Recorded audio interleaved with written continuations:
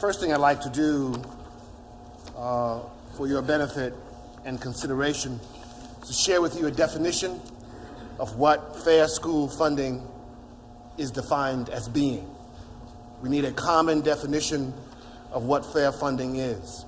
I borrowed the definition from a colleague at the Education Law Center, and it reads as following.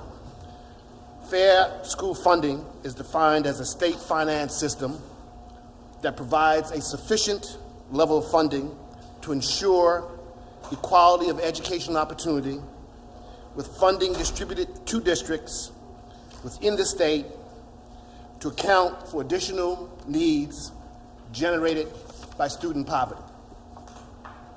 The definition is foundational. It's very hard to have a conversation unless we have a common definition of what we mean by fair funding. I want to share with you that there are huge disparities in the funding of education across the United States. The high end is in New York State. They spend about $18,507 per child, state funding. In Mississippi, we spend $7,510. The disparity is huge. The only good news is that Idaho spends less than Mississippi. But then Idaho is not Mississippi, right? Mississippi has a much richer tradition, in my judgment, than does the state of Idaho. I hope no one here is from Idaho. I'm not trying to beat up on Idaho, but the fact is they only spend about $6,000 per child. The Mississippi Department of Education strategic goals going forward are important to illuminate here, and to see these goals in relationship to what it is that we actually spend on children in the state. Get fixed in your head that $7,510, and then consider the goals. All students must be proficient and showing growth at all assessed areas. All tested areas, we want proficiency and growth.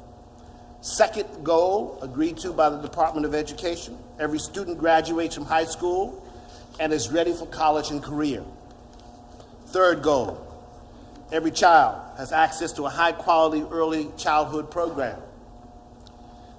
Fourth goal, every school has an effective teacher and leaders. Fifth, every classroom community effectively using a world-class data system inside of the building. What's clear is that those stated goals that seem eminently reasonable are not fundable by $7,510. Can't get it done. It's a pipe dream. It's delusional to think that you can achieve those goals with the dollars that are currently being provided by the state funding formula. Here's the other side of that coin. Education and economic development are intrinsically linked. You have no economic development without a solid educational base. In this state, in this country, there are 4 critical areas for the new millennium with regard to economic development. 4. Every economist in the country agrees on this. Finance, technology, electronics, and medicine.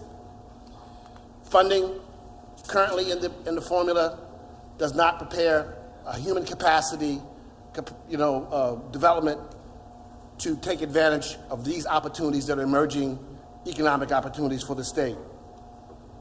Undereducated and unemployed citizens are an expense item. They cost money.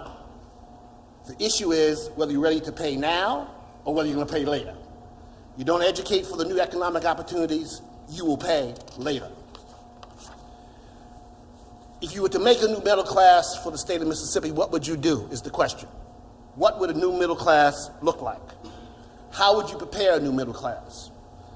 I suggest universal pre-K, highly effective teacher in every single classroom, every child with a mobile computing device, now, not in the future, now, every child has a computing device. Career and college readiness for every single child at the point of graduation. The alignment between Pre-K in 16 is a must if you hope to develop a new middle class. And instead of focusing on low achievement and low standards, proficiency is inadequate. We have to really talk about how we accelerate achievement to the highest possible levels. What can be done? Collaboration instead of competition, transparent policy making, particularly with regard to the MAEP, strategic planning for capacity building should be a focus of any strategic planning, innovations that trump old practices, and by that I mean competency-based education versus and virtual schools are a big deal. And I suggest and recommend a 1-cent surcharge dedicated to public education.